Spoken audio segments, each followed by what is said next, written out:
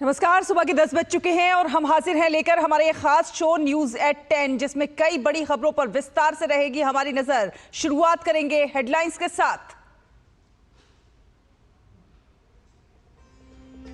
जम्मू कश्मीर विधानसभा का विशेष सत्र आज। पहलगाम आतंकवादी हमले की निंदा का प्रस्ताव होगा पेश। एनआईए की जांच में भी तेजी।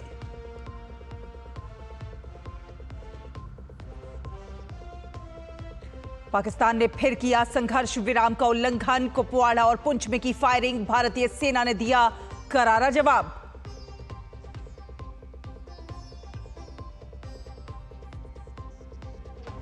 भारतीय नौसेना की समुद्री ताकत में होगा इजाफा। भारत और फ्रांस के बीच आज राफेल एम लड़ाकू विमानों के खरीद समझौते पर लगेगी मोहर।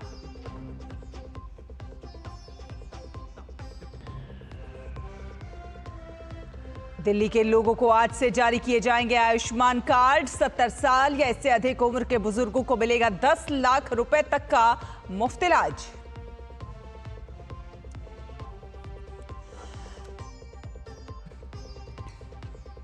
और अमेरिका से टैरिफ और ट्रेड वॉर के बीच कनाडा के लोग आज चुनेंगे नई सरकार। कंजर्वेटिव नेता पियरे पोलिवियरे के साथ है कार्नी का मुकाबला।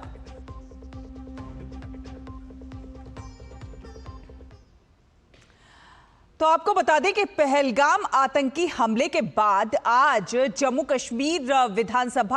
विधानसभा का विशेष सत्र बुलाया गया है। सत्र में आतंकी हमले की निंदा करने के साथ आतंकी हमले में जान गंवाने वालों को श्रद्धांजलि दी जाएगी। हमले के बाद केंद्र सरकार की ओर से उठाए गए कदमों के समर्थन में सर्वसम्मति से एक प्रस्ताव पारित किया जा सकता है। विभिन्न राजनीतिक दलों के नेताओं का कहना है कि आतंकवाद के खिलाफ ये सत्र खास होगा। पहलगाम हमले के बाद मुख्यमंत्री उमर अब्दुल्ला ने उपराज्यपाल मनोज सिन्हा से विधानसभा का विशेष सत्र बुलाने का आग्रह किया था।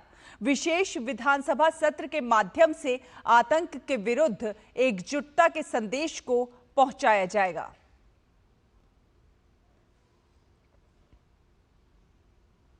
और पाकिस्तान की ओर से जम्मू कश्मीर में लगातार संघर्ष विराम का उल्लंघन किया जा रहा है। 27 और 28 अप्रैल की रात को पाकिस्तानी सेना की चौकियों ने कुपवाड़ा और पुंछ जिलों के विपरीत क्षेत्रों में नियंत्रण रेखा के पार बिना उकसावे के छोटे हथियारों से गोलीबारी शुरू कर दी। भारतीय सैनिकों ने तेजी से प्रभावी ढंग से इसका जवाब दिया। पहलगाम आतंकी हमले के बाद पाकिस्तानी नागरिकों के लिए वीजा सेवाएं तत्काल प्रभाव से निलंबित होने के बाद कल शाम अटारी वाघा बॉर्डर बंद होने के समय तक 536 पाकिस्तानी नागरिक अपने देश वापस जा चुके हैं, तो वहीं 836 भारतीय नागरिक स्वदेश वापस लौट चुके हैं। हालांकि लॉन्ग टर्म वीजा रखने वाले हिंदू पाकिस्तानी नागरिक भारत में रह सकते हैं और उनके वीजा पर कोई असर नहीं पड़ेगा। और असम के मुख्यमंत्री हिमंता बिस्वा शर्मा ने पाकिस्तानी नागरिक को लेकर सरकार से सवाल पूछा है। हिमंता बिस्वा शर्मा ने पूछा है कि असम में केवल एक पाकिस्तानी नागरिक है जिसकी यहां पर शादी हुई है। ऐसे में उन्होंने भारत सरकार से ये स्पष्ट करने के लिए कहा है कि उसे वापस भेजा जाना चाहिए या नहीं।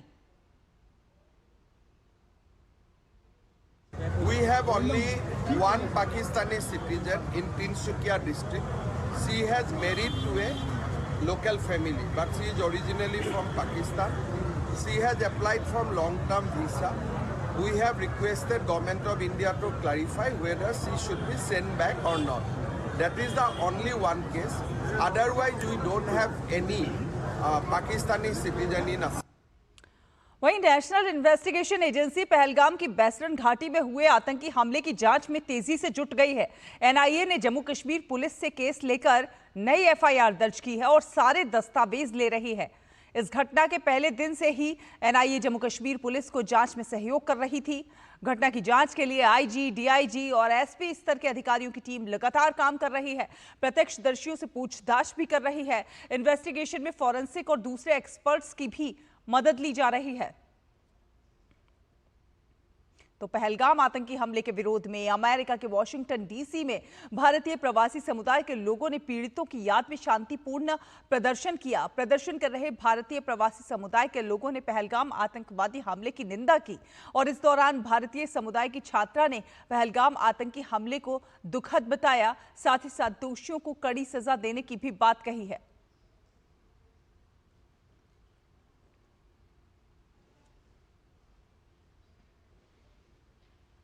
वहीं भारतीय समुदाय ने जर्मनी के अलग अलग शहरों में विरोध प्रदर्शन किए। भारतीय समुदाय ने जहां एक और फ्रैंकफर्ट में पहलगाम आतंकी हमले के खिलाफ रैली निकालकर विरोध प्रदर्शन जताया, तो वहीं दूसरी तरफ फ्रैंकोनिया में आतंकी हमले में मारे गए लोगों के प्रति एकजुटता दिखाने के लिए कार्यक्रम आयोजित किया। कार्यक्रम में एर्लांगेन के मेयर डॉक्टर फ्लोरियन जानिक और एर्लांगेन के विदेशी और एकीकरण सलाहकार बोर्ड AIB के अध्यक्ष रामी बोखाचेम ने भाग लिया। इस कार्यक्रम में भारतीय समुदाय के लगभग 200 सदस्यों ने भाग लिया।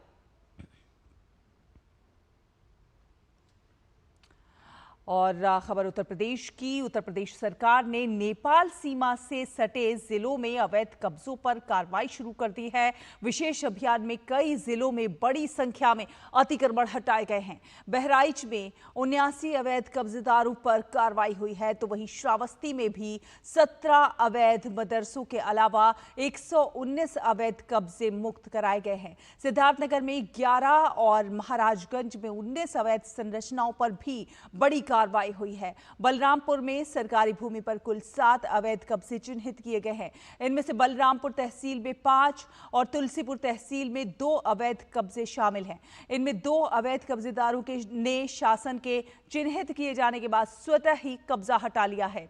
यूपी सरकार ने स्पष्ट किया है कि नेपाल सीमा के 10 से 15 किलोमीटर दायरे में किसी भी प्रकार के अवैध कब्जे, धार्मिक या शैक्षणिक संस्थान के अवैध संचालन को बर्दाश्त नहीं किया जाएगा। प्रशासन को निर्देश दिए गए हैं कि चिन्हित अतिक्रमणों को जल्दी से जल्दी हटा लिया जाए और नियमित मॉनिटरिंग की जाए। तो उत्तर प्रदेश सरकार ने नेपाल सीमा से सटे जिलों में अवैध कब्जों पर कार्रवाई शुरू कर दी है।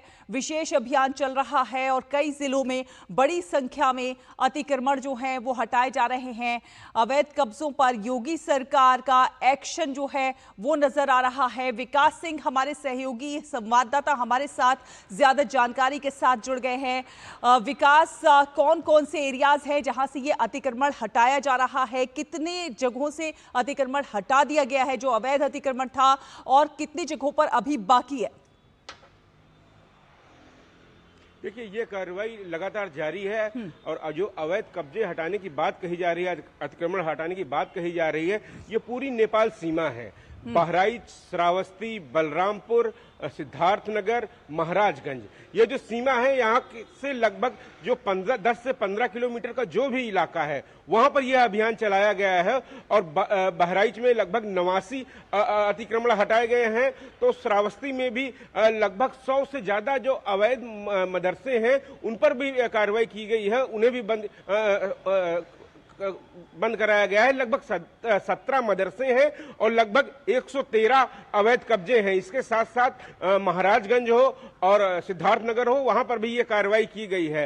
निश्चित रूप से जिस तरीके की गतिविधियां संचालन वहां पे हो रही थी वो काफी संदिग्ध पाई गई। इसी में योगी सरकार ने सख्त निर्देश दिए हैं। खासतौर से अगर देखा जाए ISI के मंसूबे, पाक के नापाक मंसूबे, हमेशा ये देखा जाता था कि चाहे सुनौली बॉर्डर हो, चाहे बहराइच की तरफ से हो, नानपारा बॉर्डर हो, इसकी तरफ से उनका प्रयास रहता था कि काफी संदिग्ध लोगों को इस पार भेजा जा सके। तो वहां पर सुरक्षा व्यवस्था कड़ी कर दी गई है। लगातार सघन चेकिंग के अभियान भी जारी है और खासतौर से वो सारे कब्जे जो अवैध कब्जे हैं उन पर सख्त कार्रवाई की जा रही है और ये कार्रवाई निरंतर जारी है। बलरामपुर में 7 अवैध कब्जे थे, जिनमें से 2 ने तो स्वतः हटा लिए हैं, बाकी पर कार्रवाई जारी है। और लगातार प्रशासन इस बात को चिन्हित कर रहा है कि इन सभी जगहों पर अवैध कब्जे हो या जो धार्मिक संस्थान हो, ये अवैध अगर किसी भी प्रकार से पाए जाते हैं उन पर सख्त से सख्त कार्रवाई की जा रही है, उनको हटाने का काम किया जा रहा है। नेपाल सीमा से जुड़ा हुआ 10 से 15 किलोमीटर का पूरा एरिया सरकार उन पर पूरी तरीके से चौकसी बरत रही है। कहीं ना कहीं ये कह सकते हैं विकास के अवैध अतिक्रमण हटाना तो मकसद है ही, मकसद जो है गलत गतिविधियों को रोकना भी है। जी बिल्कुल, निश्चित रूप से गलत गतिविधियों को रोकना सरकार का मकसद है। इसके पहले भी सरकार के द्वारा ये ऐसी कार्रवाई की गई थी। तमाम सारे प्रदेश में अन्य जगहों पर जो अवैध धार्मिक संस्थान पर थे उन पर कार्रवाई की गई थी। और खासतौर से आज जो हालात इस तरीके के बने हुए हैं, खासतौर से पहलगाम में पर्यटकों पर हुए हमले के बाद से जो कार्रवाई की गई थी उस पर संदिग्ध लोगों पर और ज्यादा कार्रवाई सख्त कर दी गई है। हाल फिलहाल पहले भी देखा गया था कि नेपाल के जरिए आईएसआई का काफी मंसूबा रहता है कि इस तरफ से कुछ लोगों को प्रवेश कराया जा सके। कई सारे ऐसे संगठन थे जिनके लोग नेपाल भाग जाते थे या नेपाल के द्वारा वो लोग प्रवेश करते थे भारत में। तो नेपाल सीमा भी काफी ज्यादा संवेदनशील होती है और इस सीमा से जुड़े आसपास के सभी एरियो पर चौकसी काफी ज्यादा बढ़ा दी गई है। जो भी अवैध कब्जे या अवैध रूप से लोग रह रहे हैं उन पर कार्रवाई की जा रही है। देखिए, आपको यहाँ रोकना चाहेंगे, बहुत महत्वपूर्ण आप खबर दे रहे हैं और बहुत धन्यवाद ये तमाम अपडेट देने के लिए। लेकिन एक बड़ी खबर इस वक्त आ रही है। जी हाँ, बड़ी खबर, 16 पाकिस्तानी यूट्यूब चैनलों पर प्रतिबंध। जी हाँ, गृह मंत्रालय की सिफारिशों पर भारत सरकार का बड़ा कदम है। भ्रामक, भड़काऊ और गलत सूचनाएं देने पर यह कार्रवाई हुई है। 16 पाकिस्तानी यूट्यूब चैनलों पर प्रतिबंध लगा दिया गया है। तो गृह मंत्रालय की सिफारिशों पर भारत सरकार का बड़ा कदम उठाते हुए 16 पाकिस्तानी यूट्यूब चैनलों पर प्रतिबंध लगा दिया गया है। नीरज सिंह ज्यादा जानकारी के साथ हमारे साथ जुड़ रहे हैं। नीरज, क्या कुछ जानकारी?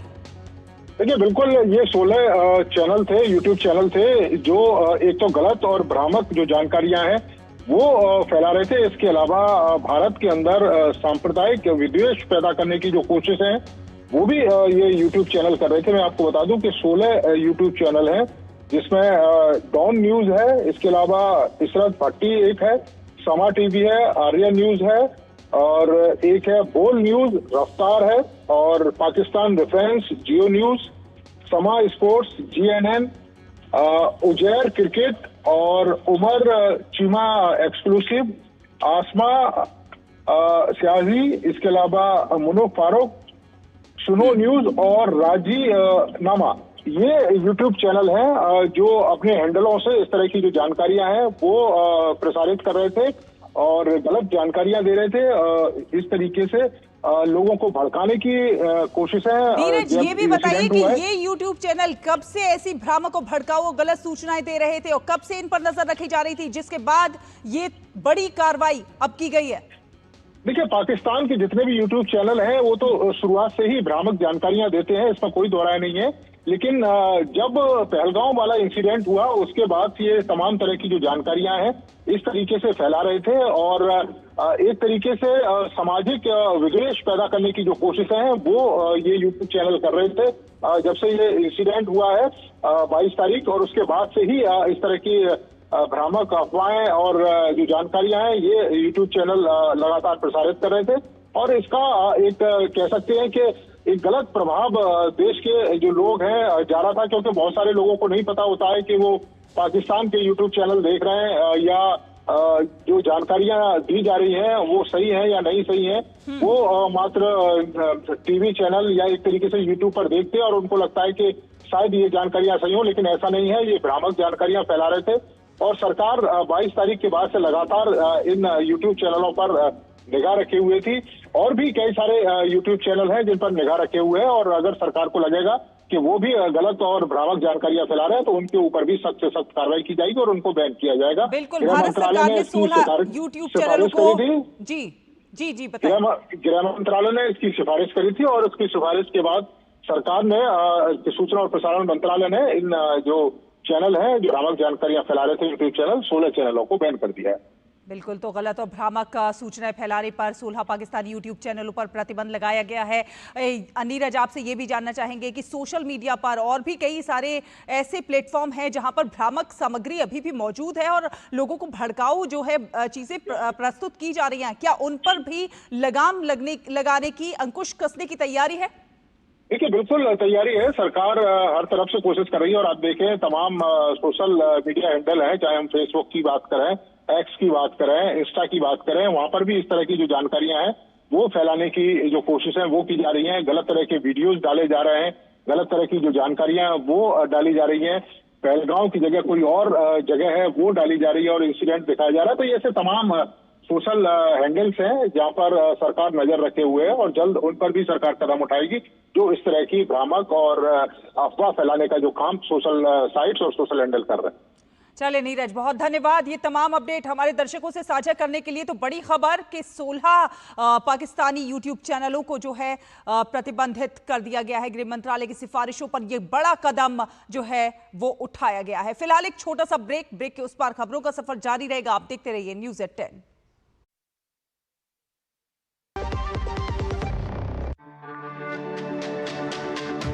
मेरी पसंद, मेरी पसंद, मेरी पसंद, मेरी पसंद, हमारी पसंद, हम सबकी पसंद। मजबूत देश का मजबूत सरिया हो गया स्टील। जो लक्ष्य चुना था समझ आने लगा है। GLA यूनिवर्सिटी, उच्च लक्ष्य की निश्चित प्राप्ति।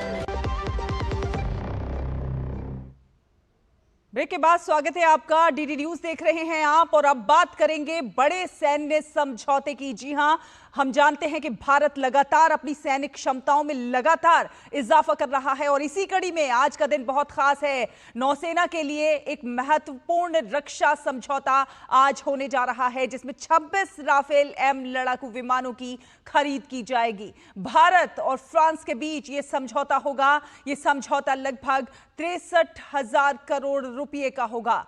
इस समझौते से भारतीय नौसेना की ताकत में काफी वृद्धि होगी। हाल ही में प्रधानमंत्री नरेंद्र मोदी की अध्यक्षता वाली सुरक्षा मामलों की कैबिनेट समिति ने नौसेना के लिए फ्रांस से 26 राफेल M लड़ाकू विमानों की खरीद को मंजूरी दी थी और इस मंजूरी के बाद अब ये डील होने जा रही है।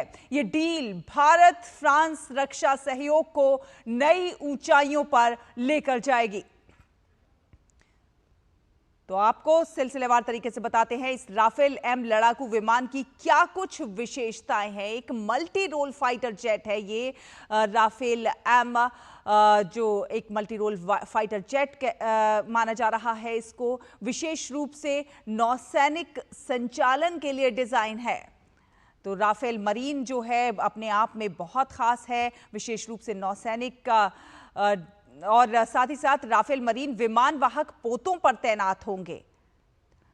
तो Rafale marine INS Vikrant, INS Vikramaditya पर इसकी तैनाती होगी और मजबूत लैंडिंग गियर और एयर फ्रेम राफेल मरीन में मौजूद है। बेहद महत्वपूर्ण ये समझौता अरेस्टर हुक और एकीकृत सीढ़ी इसमें शामिल है। तो राफेल मरीन की क्या कुछ विशेषताएं हैं हम आपको बता रहे हैं। नौसैनिक संचालन को यह आसान बनाता है। भारत को काफ़ी फायदा होने जा रहा है। रक्षा क्षेत्र में काफ़ी महत्वपूर्ण है। ये खारे पानी के वातावरण में संचालन के लिए काफ़ी उपयुक्त है राफेल मरीन और मिड एयर रिफ्यूलिंग की भी सुविधा इसमें उपलब्ध है। लंबाई 50.1 फीट है राफेल मरीन की और वजन जो है 15,000 किलोग्राम बताया जा रहा है। एक या दो पायलटों द्वारा इसे संचालित किया जा सकता है। तो उन्नत इलेक्ट्रॉनिक्स और सेंसर से लैस है राफेल M समंदर में भारत की जो ताकत है उसको और ज्यादा बढ़ाने में सक्षम साबित होगा। तो विशाल बैरिस्टो हमारे साथ जुड़ गए हैं ज्यादा जानकारी के साथ। विशाल, कितना महत्वपूर्ण है ये समझौता और साथ ही साथ इससे भारत को कितना बड़ा फायदा होने जा रहा है? देखिए शैला, आज का ये जो समझौता है ये बहुत ज़्यादा ज़रूरी भी था और बहुत इम्पॉर्टेंट है क्योंकि इससे हमारी जो नेवल प्रोविस है उसको बहुत ज़बरदस्त उसमें ताकत मिलेगी। क्योंकि हमारे जो MiG-29K है जो पहले हमारे पास फ्लीट है हमारी नेवी के पास, उसमें काफ़ी लंबे टाइम से एक ज़रूरत पड़ रही थी क्योंकि वो काफ़ी पुराने भी हो गए हैं और मेंटेनेंस का भी एक बड़ा इशू था। लेकिन MiG-29K हमारे साथ बना रहेगा। लेकिन अब ये जो 26 रफाल एम का मतलब होता है एम फॉर मरीन, हमारी नेवी के लिए इस्तेमाल किए जाएंगे। और ये 4.5 जनरेशन का एयरक्राफ्ट है, जिसके हमने बताया हमारे दर्शकों को कि रफाल की खासियत है इसको मिड एयर में रिफ्यूल किया जा सकता है। पहले से हमारे पास जो है वो इंडियन एयरफोर्स के पास रफाल 2016 की डील के तहत हमारे पास रफाल मौजूद है, और 26 और रफाल जो इंडियन नेवी के पास आ जाएंगे। तो रफाल अगर हम इंडियन एयरफोर्स और इंडियन नेवी की बात करें तो कुल मिला के 62 रफाल हमारे पास होंगे। और ये जो रफाल इंडियन नेवी के लिए जा रहे हैं वो पहली किश्त उसकी जो है वो 2029 तक आने की उम्मीद है, और 2031 में यानी कि 2031 में हम अपने हिसाब से मॉडिफिकेशन करेंगे, इंडियन नेवी उसमें मॉडिफिकेशन करेगी, और फिर उसको INS विक्रांत और INS विराट दोनों जो हमारे एयरक्राफ्ट कैरियर है उन पर इसको माफ कीजिए कैरियर है उन पर इनको तैनात किया जाएगा। तो ये एक बहुत इंपॉर्टेंट इसलिए क्योंकि हमारा INS विक्रांत पहले से अरब सागर में कारवार जो हमारा नेवल पोर्ट है, जो एशिया का सबसे बड़ा नेवल डॉक बनने जा रहा है, वहाँ पर पहले से तैनात है। अरब सागर में वो पाकिस्तान पर नज़र रखेगा और उसमें ये हवाई जहाज़ तैनात होंगे रफाल मरीन। और उसके अलावा जो इंडियन ओशन है हमारा हिंद महासागर, वहाँ पर चीन की घुसपैठ पर नज़र रखने के लिए INS विक्रमादित्य पर ये तैनात किए जाएंगे। और ये इसलिए भी इम्पोर्टेंट है क्योंकि हमने देखा कि किस तरह से चीन बार बार अपनी घुसपैठ बढ़ा रहा है, और एक लंबे वक्त से ये मांग की जा रही थी कि इंडियन नेवी के अंदर एक एडवांस एयरक्राफ्ट आए, और रफाल 4.5 जनरेशन के एयरक्राफ्ट है, तो उससे जाहिर सी बात है हमारी नेवल डिफेंस को काफ़ी मजबूती मिलेगी।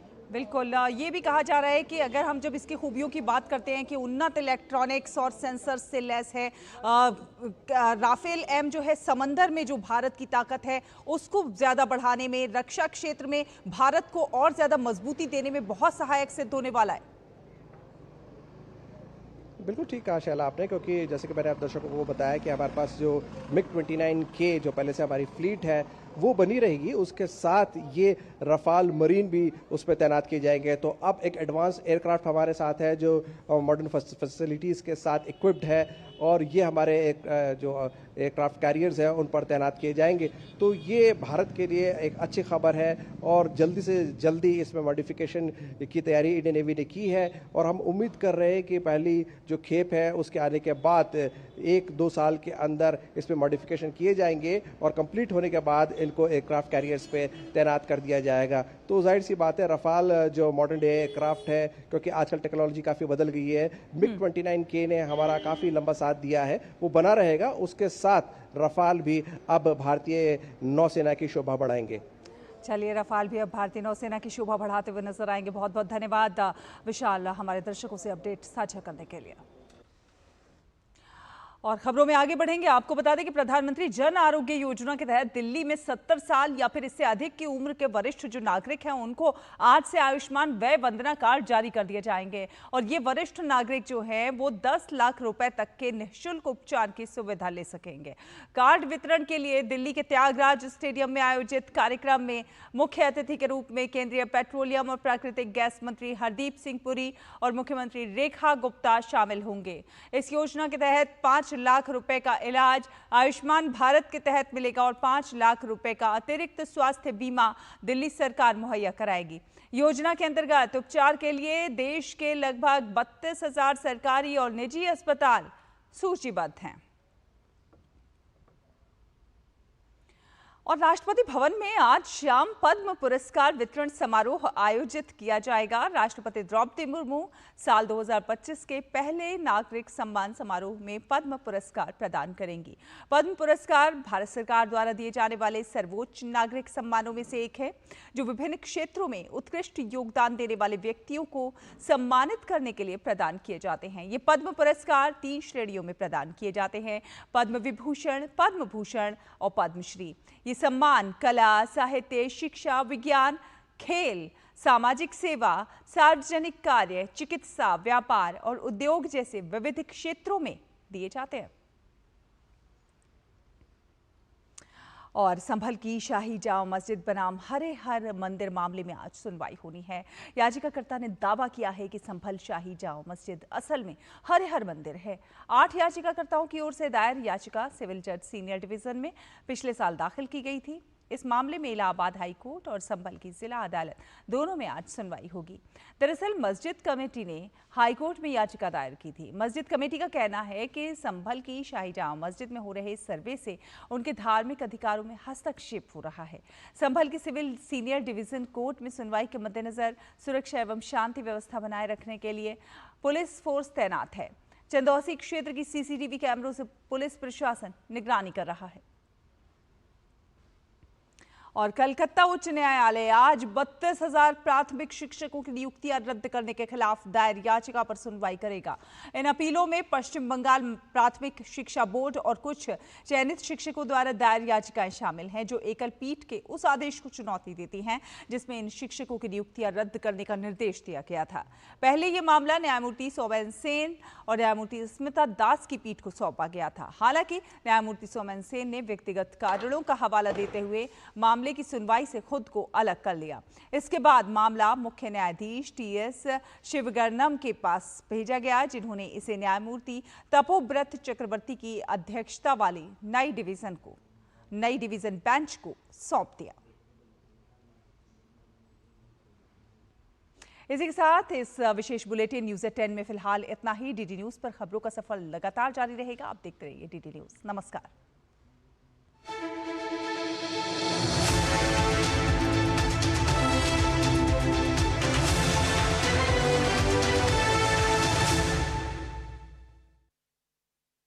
The world to a new era of creativity.